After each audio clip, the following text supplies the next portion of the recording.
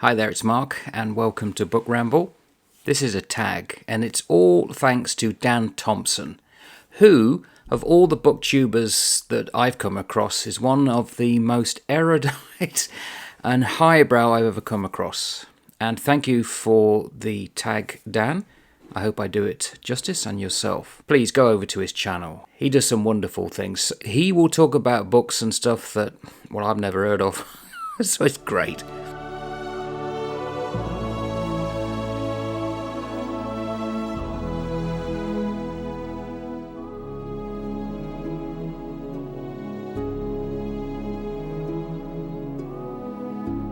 And there's 15 questions, and I must admit I'm going to struggle to answer a lot of them properly because it's just the way I am. So question 1 is there a book you tell people is your favourite? So before we go, and I need to be upfront, some of the answers I give will annoy a lot of people because they're quite facetious. I do apologise. Not so much flippant, but not giving an answer. I don't rank books, I don't tier books, I don't have favourites. It's any book that I find, and any book that I'm reading at the time is a favourite. So I found this today. This is now my favourite. Not ready yet, but I'm going to go into it. And I just love the idea of little verses here of, well, they're often overlooked. So I'm just going to randomly open it. Oh, Rupert Brooke, The Soldier.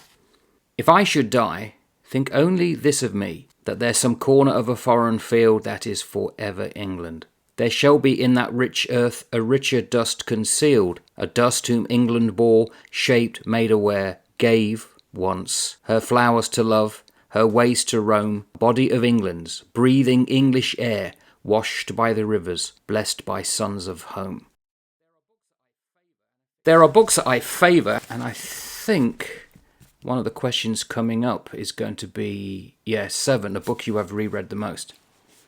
Couldn't give you an answer. I don't know how often I've read these two, but they're always been a part of my life. This one since the 1970s, this one since the mid-80s.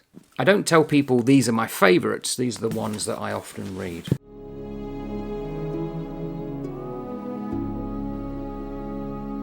Question 2, a book that is your guilty pleasure. My own children are now grown up, but my daughter has a son, Daniel. He's been on videos in the past. He lives with me and my wife, as does my daughter. And because of my daughter's work schedule, I often, along with my wife, we get Daniel ready for bed and we read books as he's in bed, just to get him off to sleep. And these have become, well, I wouldn't say guilty. I love them. Children's books. So The Dragon Post.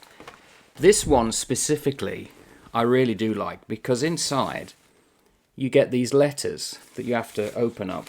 You notice for a child's book, the font is what really, I think, makes this book. So it gets different types of letters. And it's just great. It's about a little boy who's found a dragon, but the dragon's getting bigger and bigger and he wants advice how to deal with it. And it's just lovely reading such of these. These have become a perennial favourite for me. Nino, I'm a little fire engine. Nino, I'm happy I'm me. It's a Kiwi children's favourite. There's a series of books, Little Nino, the fire engine. This one is obviously well known. The Very Hungry Caterpillar.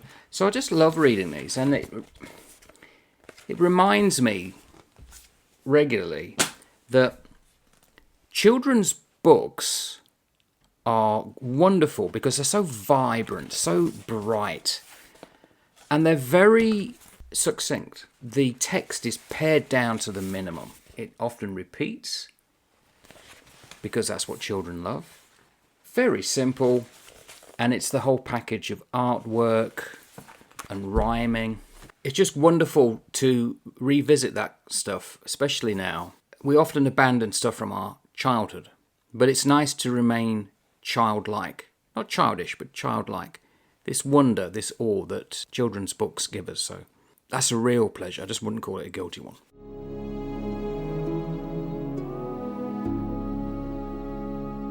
Question 3 I'm going to struggle with. A book everyone loved but you didn't. I don't dislike any book. Every book has worth and value.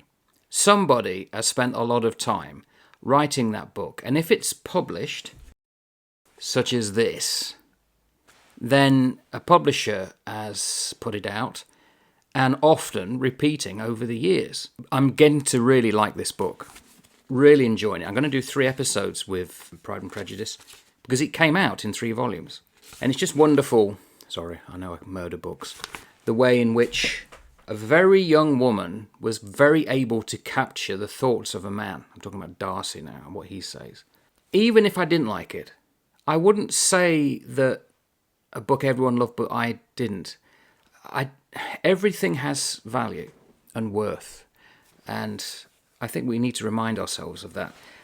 None more so than this one.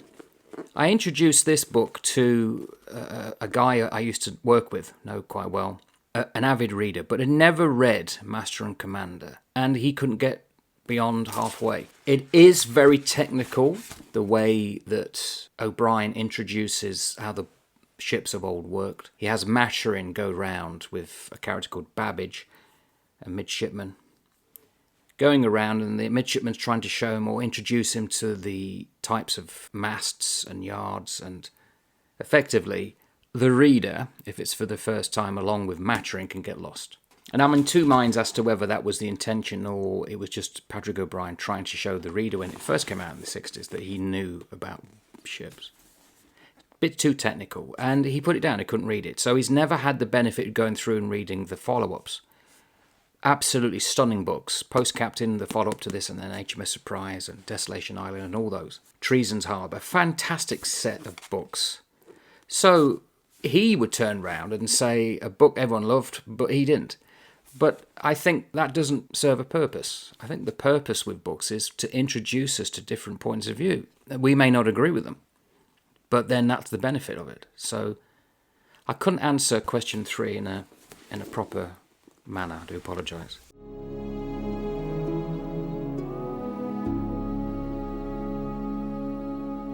For a book you read the fastest, you only have to have seen a few of my videos. No, I don't read quick at all. And funnily enough, there is, I'm going to reference a guy who, by the time this comes out, this would have been probably a month or 2 back, Disquiet and Dragons, who did a video on Cannock Chase in England. He's walking around in the winter when he was filming, I think it was February, with his dog, who's 15, had a little posture. He's a booktuber. He burned out because he had to read quick, and he couldn't do it. So he's going to now really slow down and enjoy the books and take his time. And I wholeheartedly agree with that. I can't read fast. It would ruin the enjoyment for me. I need to ponder and think about what I've read. And I think a lot of it is because I had dyslexia as a child, slightly better now that I'm older. It forced me to slow down to make sense of the words which would swim. I had astigmatism in this eye, which was slightly out of focus at the centre point.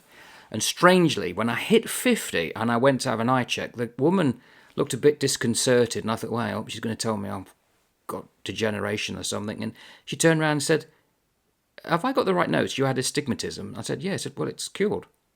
It's done. It's gone. And my sight has got really better since I hit 50, strangely. It's the best it's ever been. But it meant that when I was younger, I had to learn to cope with swimming words. And I guess that's why I got used to reading slowly. I eat fast. I read slow.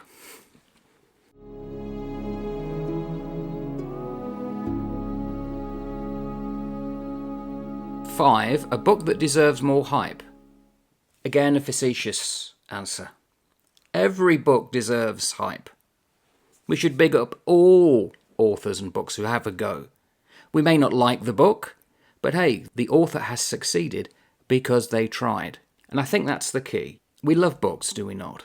Anyone listening to this is going to like books. And therefore, there are books out there that potentially we would struggle with, but imagine if they weren't there. We'd have a lesser hobby. And it's like sport. Some people like cricket, some people don't understand it.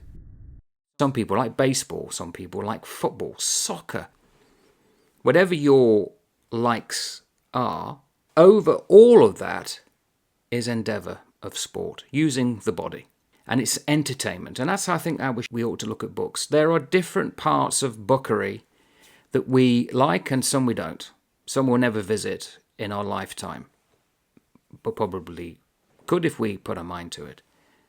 So I would say every book deserves hype. And what did Andy Warhol said? Everyone deserves 15 minutes of fame. Every book deserves 15 minutes of fame.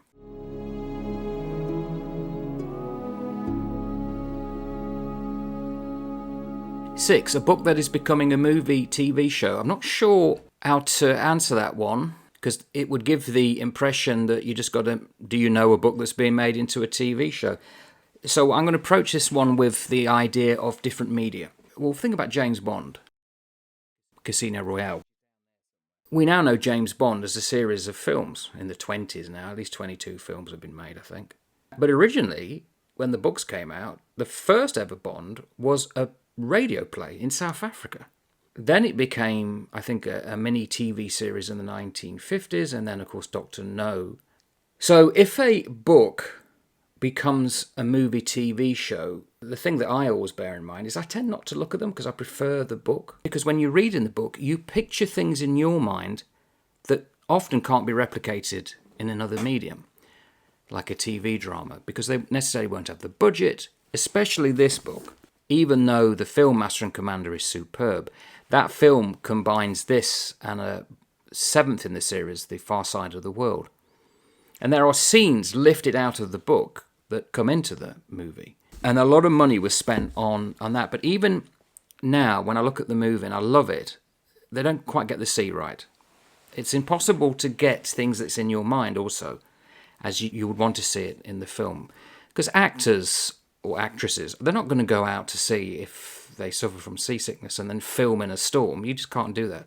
So it tends to be someone throwing a bucket of water, that kind of stuff, all coming from the sky. However they do it. Again, I'm waffling now because I'm not sure how to answer that question. But if a book becomes a movie and TV show, good luck to it, because we should say it succeeds because they tried. But I think it's very difficult with some books to put them into that medium. And I'm stopping waffling now, moving on to question 7.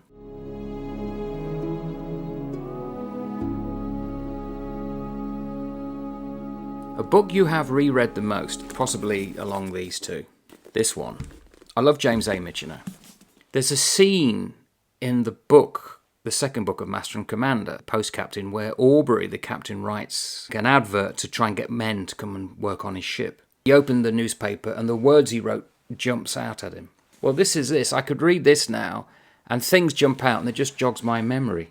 So the Yellow Apron, in the TV series, we saw Pasquinel and the McQueek, the Scotsman, played by Richard Chamberlain. That is in this thing. So it's almost like I could navigate this book now because I've reread it and read it so often. And his other books, Chesapeake, Poland, The Source and all that. Fantastic. I do like to reread books. Though, on that basis, although I'm an atheist, this is something that I'm always reading. Can't get enough of it.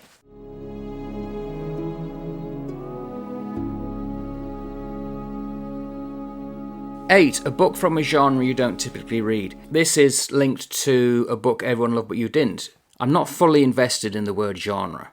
Aristotle talks about in the Poetics that there's like hymns and poetry, all the different types of literature. They've been around forever.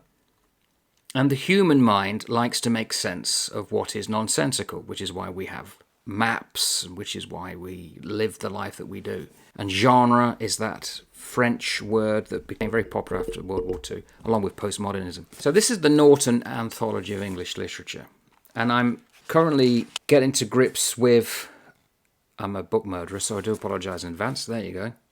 Marie de France and Lanville, which is a short but wonderful little lay ode about the court of King Arthur and Guinevere wanting to get over with a man who refuses to do so and therefore suffers for it. And there's some great themes and a very strong message that I'm going to record as an episode after this one, funnily enough. And then there's another one called Chevrefoil. Chevrefoil. Don't know how to pronounce it, actually. These were written in the 10th century. What genre would that fit into? Would it be young adult? Would it be romance, horror, adventure, history. Because when these were written, they weren't thinking about genre.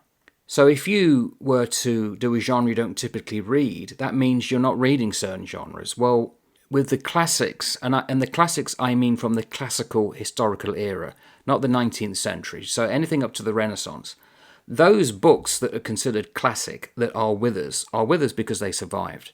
We lost at least 80% of anything that was ever written before the Renaissance. Mold, decay, deliberate burning, or whatever. So what we have are very precious. Well, I don't think we should be clumping them down as genre because they're all worth a read because they survived. And who knows, there could be a disaster in the future, the near future, in which nearly everything currently written will not survive, only 2 or 3 books. In fact, there's that great premises in the film, the second film of the Planet of the Apes, where they come across a group of people worshipping USA, and it turns out it's a missile with USA on it. USA. Who knows how we will be looking at books. I think the Glass Bead Game by Hermann Hesse is similar. A book survives into the future and they revere it, that kind of thing. So I don't think about, don't typically read. I'll have a go at everything. I don't like how we put things in fields or boxes and then means you can't go to other things or whatever. It's again, I'm not ambivalent towards genre, but I don't fully agree with it.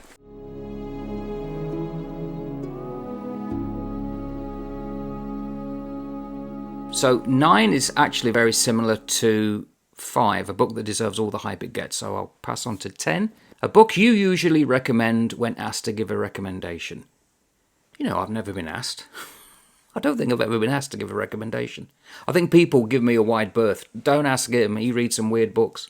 I think if I was to give an answer, I would say read the book that you would find the most challenging. What's going to really make you uncomfortable, struggle to read, difficult to understand. Because for myself, books, and I think I said this before, so I need to have a drink. Talking too much, bear with me. Right, so I've lost track of what I was going to say, so I'm going to start again. I'm reading this here. I was watching Grammaticus talk about this, Amber, the Great Book of Amber. And I'm reading the 9 Princes in Amber. I love fantasy. I love The Magician. I love the Belgariad, Lord of the Rings. Anything like that. There are some people who won't go anywhere near fantasy for faith reasons, or, as one guy I know thought, well, I'm not a child anymore. Why should I be reading those kind of book? Okay. So my recommendation then is, well, that's the book you need to read. I think it was Mark Twain said that if there's someone over there you don't like, that's the person you need to get to know. If there's a book over there you don't like, that's the book you need to read. Oh, I just remember what I was going to talk about. In the 1970s, it was very popular in the UK, especially, for houses to have wallpaper. Flock was very in, however brown and orange it was. But you can go into a house and you would pay no attention to the wallpaper. Artwork could be very similar. If there's a piece of art on a wall and it does not make you think or grab your attention, then it's no better than wallpaper.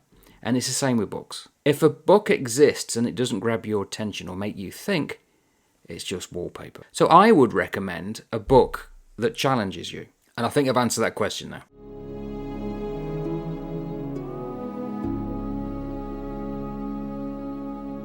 "11. A book that has your favourite character or well, obviously, I think you can probably guess what's going to come up is this one. Rightfully so, I think Patrick O'Brian is considered to be the greatest historical writer. What puts people off is that it's set at sea.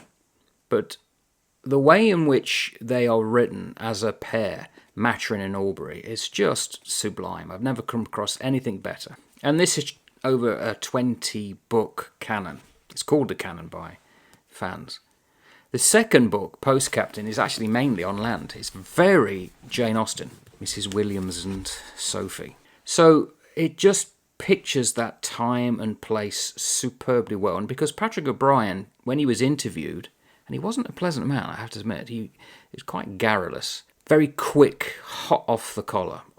He said, I read the old gentleman magazines from the 18th century, and it gets you the language and the flow of the words and phrases. And he takes no prisoners. He'll use it, and it's up to you to try and understand. But they have my favourite characters. Just love them.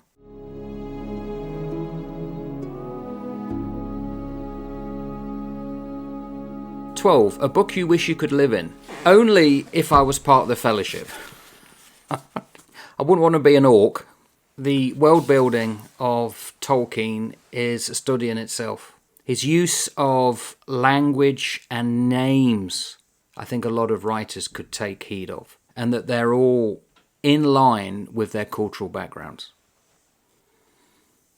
It's just a fantastic world. I'd love to be able to have seen the Shire, or Lothlorien, Rivendell. Yeah, there's so many places there, evocative names. Although, if I'm honest, the one place I would really love to have seen, and it only comes from the backstories and the unfinished tales that his son put together, Christopher Tolkien, was Gondolin before it fell. So, Lord of the Rings.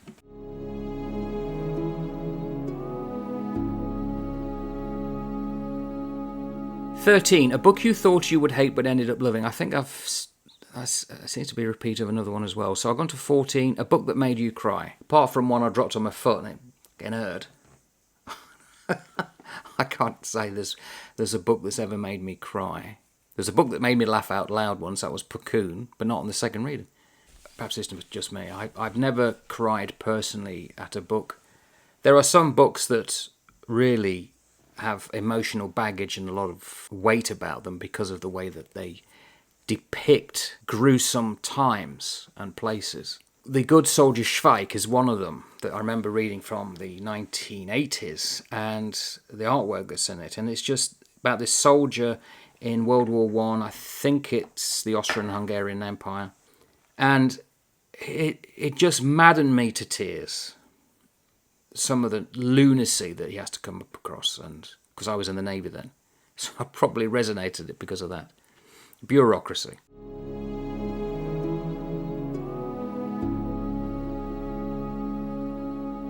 By this stage, you're probably glad I'm coming to an end if you're still here. 15. A book you wish you could read for the first time. Any book that I've read in the past, and especially the books I were exposed to in the 70s and 80s and 90s and probably have never read again.